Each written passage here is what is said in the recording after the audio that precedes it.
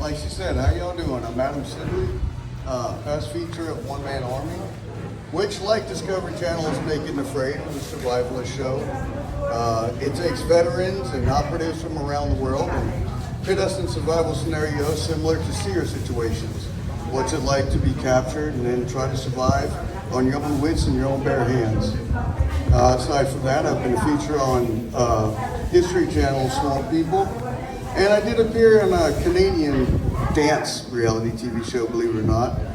Maybe at some point today I may show off some of those dance moves. But first, I want to thank each and every one of you for coming here. What I'm thanking you for the most is the pride that you're putting in me right now as a Louisianan, to see what it is to see Louisianans come together for any good cause. Never have a Louisianan ever let me down when it comes to this. So I want to thank you all very, very much.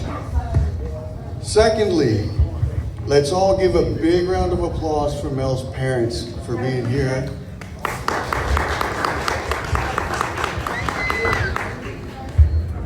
All the way around, it's definitely a tough subject for any of us to talk about. So that being said, let me begin by explaining what PTSD is, post-traumatic stress disorder. We hear it a lot, we kind of get a concept of what it is, but very rarely do we actually understand what it is. It's not a disorder that just affects military, that we're beginning to gain ground and understanding more about it and its effect on military personnel and first responders. It does also affect any and all civilians. It's a syndrome that affects those that have had a traumatic incident in their life that, for lack of better words, freezes them emotionally in that moment. The way I use the term freezing in that moment is because though you may move on, though your body may progress with age and time, you are emotionally bound to that incident for the rest of however long it takes. For most, we never get over it. I myself suffer PTSD. I myself self-medicated PTSD for 11 years as a hard alcoholic at the rate of 3/5 of vodka every day without a single day's break in between. I'll explain more of that in a moment when we get past what PTSD is. So do we all follow so far on understanding it's a freezing of emotion at a point in time?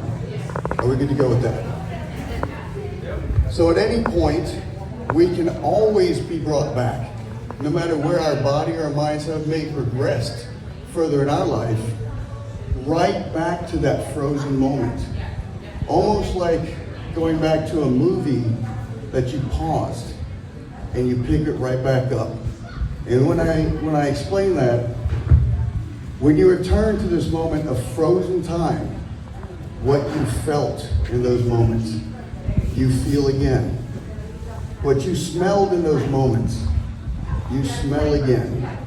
What you saw, what you lived in that moment, back in the point of freeze, you relive it again.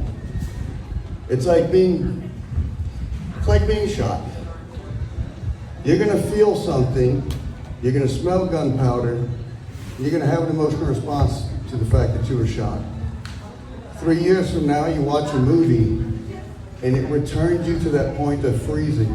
Yes, your body's sitting in a chair, but you yourself, who you are at your core, is feeling the burn of that lead again, is smelling that powder, and is feeling that again. And you will continue to for the rest of your existence. It's being trapped in a moment of hell. Are we all good to go with that?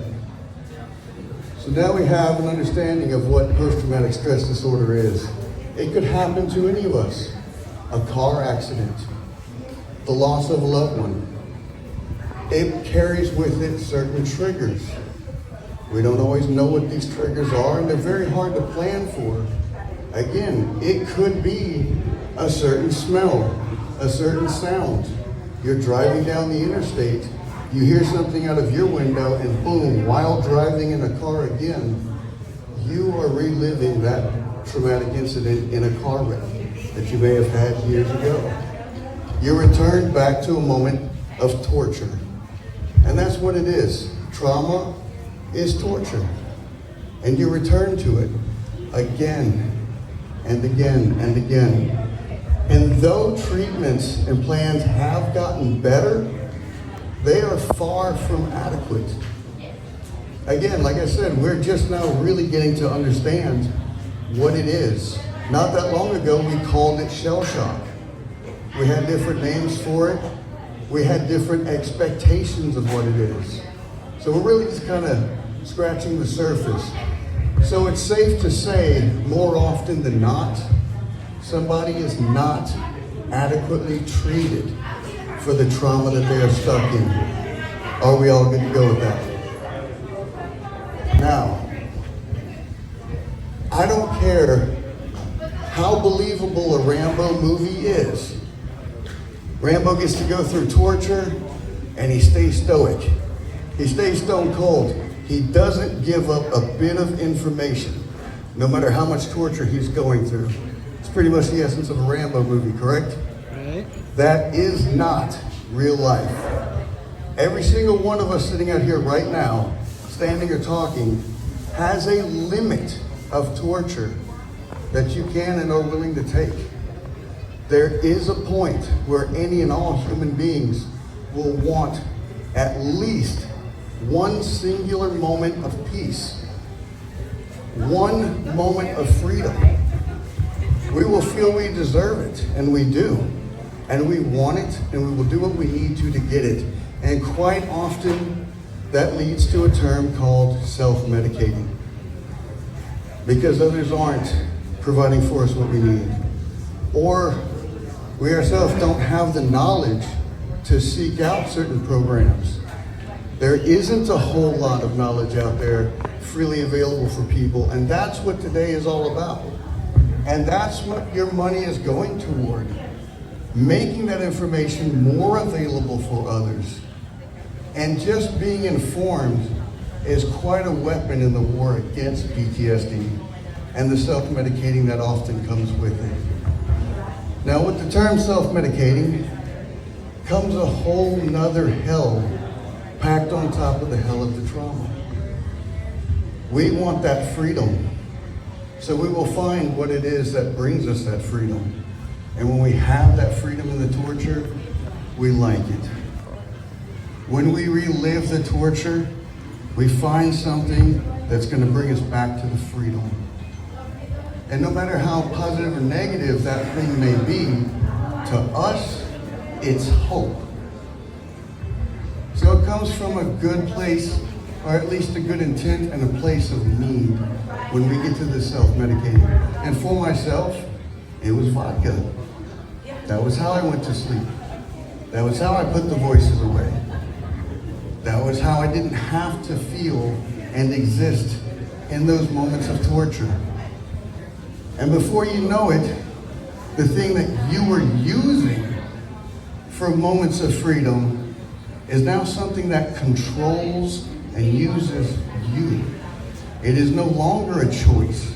It is no longer something that can be put down. And quite often, unknown to the majority of people, quitting a lot of these things cold turkey not only is dangerous to health, but alcohol alone can kill you. So it's not as easy as making the choice to, I'm going to quit. I'm no longer going to do this. Now you're stuck in another chamber of the hell that comes with the trauma, that comes with the self-treating. Now I have to put my life in a position where I can receive help. Can my job give me time off? Can I go to the hospital to get the medications needed and then go to the programs thereafter to give myself the tools needed? And then still come back to a job that's going to wait for me. All of these factors come into play. So when we think to ourselves, I don't understand why somebody didn't make the decision to just stop, to just quit. If you know it's bad for you, just walk away, let it go. It's not that simple. And before long, what was once an innocent choice is no longer your choice. So one, PTSD quite often leads to self-medication. Self-medication often leads to addiction. Addiction, again, is a world of hell. They walk hand in hand. I bring that up together because, yes, we talk about PTSD today, but I want you to understand the correlation, the relationship one to the other. Now, if you have PTSD, does that mean you're going to have an addiction? No, that's not what I'm saying by any means. Just understand that more often than not, that is what happens. Are we all good to go in understanding so far? Now, I know I've got a limited amount of time to speak, and I wanted to make you aware of what your money was going toward. And the benefit that you're going to be offering the rest of the world is having a chance of more people like myself explaining this. By the way, if you got a little bit of information so far that was new to you or is useful for you to pass on, can I get around real quick?